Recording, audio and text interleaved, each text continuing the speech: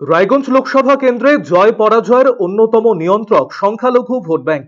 এই কেন্দ্রে প্রায় 53% সংখ্যালঘু ভোট ব্যাংক নিজেদের পক্ষে আনতে তাই মরিয়া সব রাজনৈতিক দল। বরাবরই এই কেন্দ্রে তৃণমূল কংগ্রেসের পক্ষে মত দিয়েছেন সংখ্যালঘু সম্প্রদায়ের একটা বড় অংশ। সম্প্রতি কলকাতার রেড রোডে ঈদ উপলক্ষে আয়োজিত কর্মসূচিতে সিএএ প্রসঙ্গকে সামনে তুলে ধরে তৃণমূল ছাড়া অন্য কোনো দলকে ভোট না দেওয়ার আবেদন জানিয়েছেন তৃণমূল সুপ্রিমো মমতা বন্দ্যোপাধ্যায়। এই রাজ্যে ধর্মনিরপেক্ষতা এবং সাম্প্রদায়িক সম্প্রীতির প্রসঙ্গ বারবার ঘুরে ফিরে এসেছে তার কথাতে। সম্প্রতি দলের সংখ্যালঘু সেলের নেতৃত্বের সাথে বৈঠক করে দলীয় প্রার্থী কৃষ্ণ কল্যাণীর হয়ে প্রচারে ঝাঁপিয়ে পড়ার নির্দেশ দিয়েছেন গোয়ালপুকুরের বিধায়ক তথা রাজ্যের মন্ত্রী গোলাম রাব্বানী। এই কেন্দ্রে তৃণমূল কংগ্রেস প্রার্থী কৃষ্ণ কল্যাণীও সকাল থেকে রাত পর্যন্ত ছুটে বেড়াচ্ছেন জনসংযোগের কাজে। ধর্মীয় বিভাজন নয়, এই লড়াই সার্বিক উন্নয়নের স্বার্থে বলেই নিবিড় প্রচার চালাচ্ছেন কৃষ্ণবাবু। তৃণমূল কংগ্রেসের সংখ্যালঘু সেলের নেতা মোহাম্মদ রেহান আলম জানিয়েছেন, তৃণমূল কংগ্রেস প্রকৃত অর্থে ধর্মনিরপেক্ষ দল। দলনেত্রী মমতা বন্দ্যোপাধ্যায় সারা দেশের মধ্যে এই বিষয়ে দৃষ্টান্ত স্থাপন করেছেন। রায়গঞ্জ লোকসভা কেন্দ্রে দল ঐক্যবদ্ধভাবে লড়াই করছে। এই কেন্দ্রে তৃণমূল কংগ্রেস প্রার্থী কৃষ্ণ কল্যাণীর জয় শুধু সময়ের অপেক্ষা। ভিক্টর তো এই জন্য ফ্যাক্টর নাই যে ভিক্টর তো ওদের যে কংগ্রেসটা আছে ওটা সিপিএম এর সঙ্গে অ্যালায়েন্স হয়েছে, যে সিপিএম এর সঙ্গে দিদি অনেক বছর লড়াই করেছেন। লোক তো জানে এটাকে, আমরা সিপিএম এর হাত থেকে মুক্ত পেয়েছি অনেকদিন পর। আবার ওই সিপিএম এর সঙ্গে ভিক্টর জয়েন করে আমাদের টিএমসির সঙ্গে লড়াই করছে। আমরা জিতবো তো 100%, আমরা জিতবো, নো প্রবলেম, আমরা জিতবোই।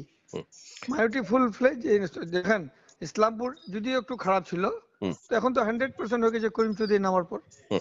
করিম সাহেব আছে, কানিয়া সাহেব আছে, তো ওখানে তো আর অপোজিশন নাই। তো দিদির কাজ, দিদির উন্নয়ন, দিদি is the only secular leader in India.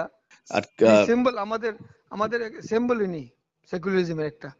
পুরা ভারতবর্ষে ওনাকে চোখে দেখেন এখন। পুরা ভারতবর্ষের যেখানে যাই আমরা, তো আমরা যদি বলি কি আমরা পশ্চিমবঙ্গ থেকে আসছি, মমতা দিদির ওখান থেকে আসছেন, ওখানে আপনারা খুব শান্তিতে আছেন। ওই একটা রাজ্য আছে ভারতবর্ষে যেখানে আপনারা শান্তিতে বসবাস করেন। আমরা জিতবো। অন্যদিকে তৃণমূল কংগ্রেসের সমর্থকদের পাশাপাশি সংখ্যালঘু সম্প্রদায়ের একটা অংশের প্রতিনিধিরাও জানিয়েছেন, রায়গঞ্জ লোকসভা কেন্দ্রের তৃণমূল প্রার্থী কৃষ্ণ কল্যাণীকেই সমর্থন করছেন তারা উন্নয়নের স্বার্থে। শাসক দল যা উন্নয়ন করেছে বা উন্নয়নের যা হাওয়া আছে, যেটা আমি লিগাল একদম সোশ্যাল ওয়ার্কার হিসেবে বলছি, যে বিভিন্ন ধরনের যে প্রকল্পকে করেছে সেগুলোর জন্য মানুষ, বিশেষ করে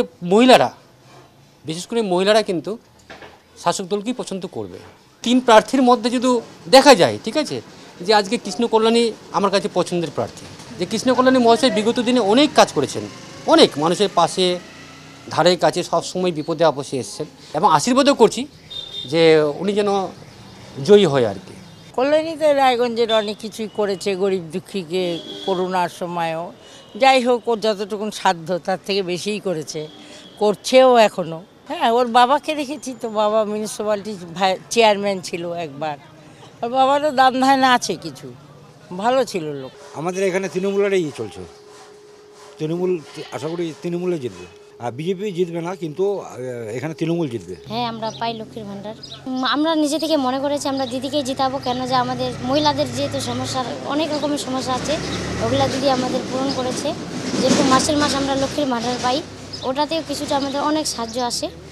ওই টিএমসি জিতবে। আর সবাইকে ভালো করছে, উপকার সবাইকে দিচ্ছে টাকা।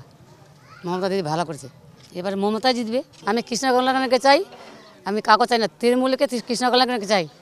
আরসিটিভি সংবাদ, রায়গঞ্জ।